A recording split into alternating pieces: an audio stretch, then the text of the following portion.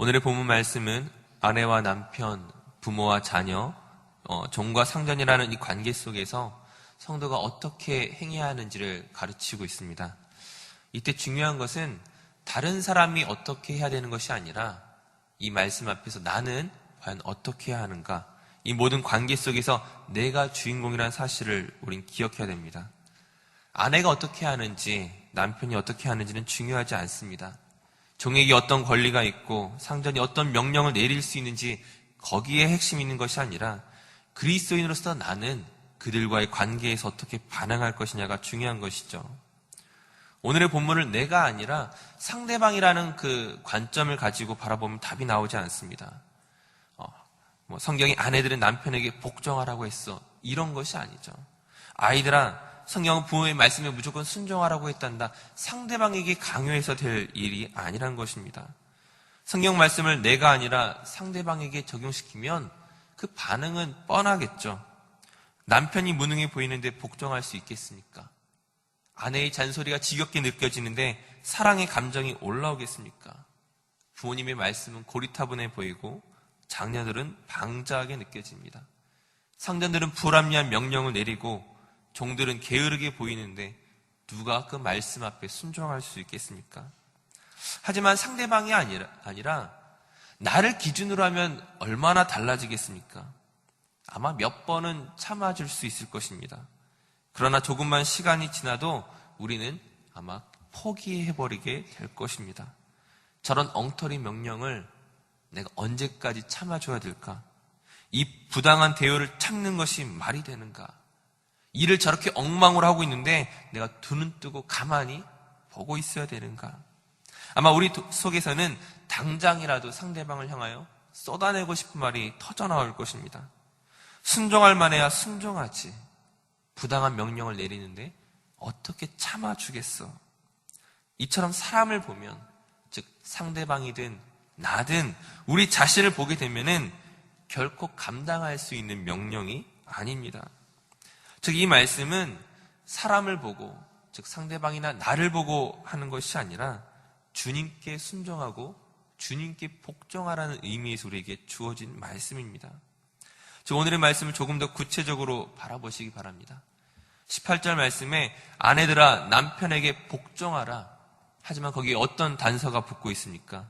이것이 주 안에서 마땅하니라. 즉 예수님께서 하나님께 복종하신 것이 핵심이라는 것이죠.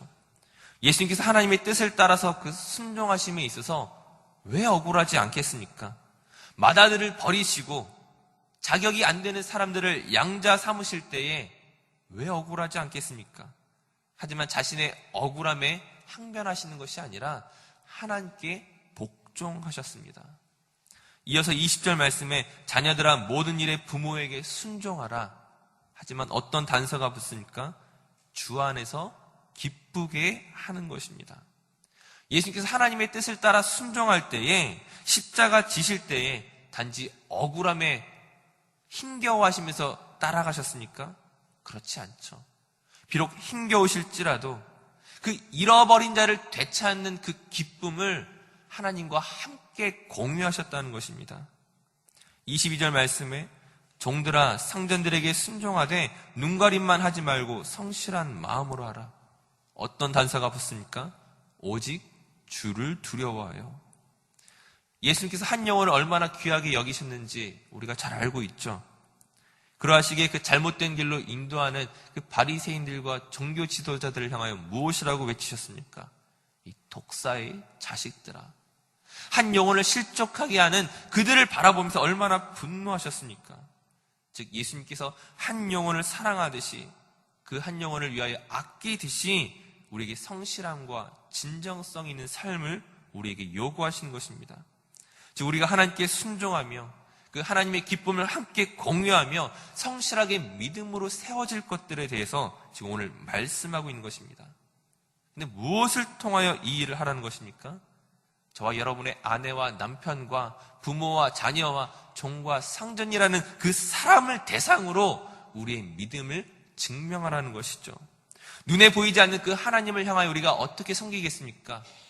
단지 예배의 자리에 나오고 헌금하고 봉사하는 것이 전부가 아니라 오늘 나와 관계 맺는 그 모든 사람을 향하여 내가 어떻게 하는 것입니까?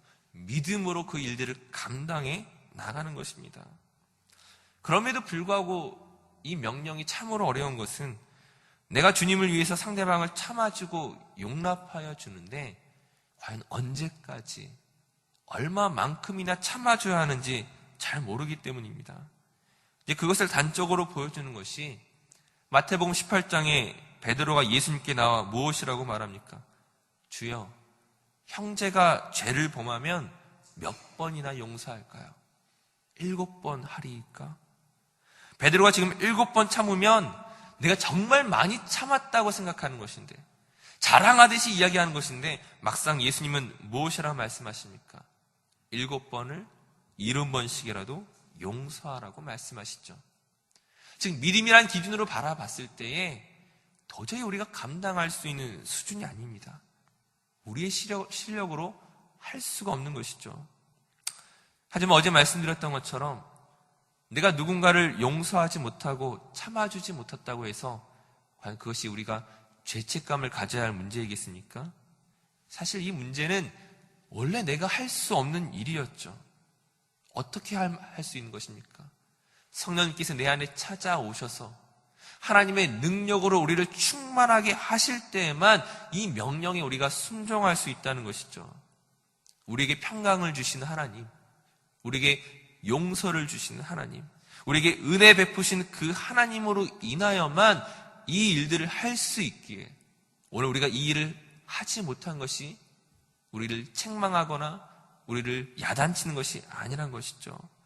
아내가 남편에게 복종하고 남편이 아내를 사랑하는 것, 자녀가 부모에게 순종하며 부모가 자녀를 노엽게 하지 않는 것 등등 이 모든 것을 나의 의지와 노력으로 할 수 있다 생각한다면 반드시 실패하게 될 것입니다.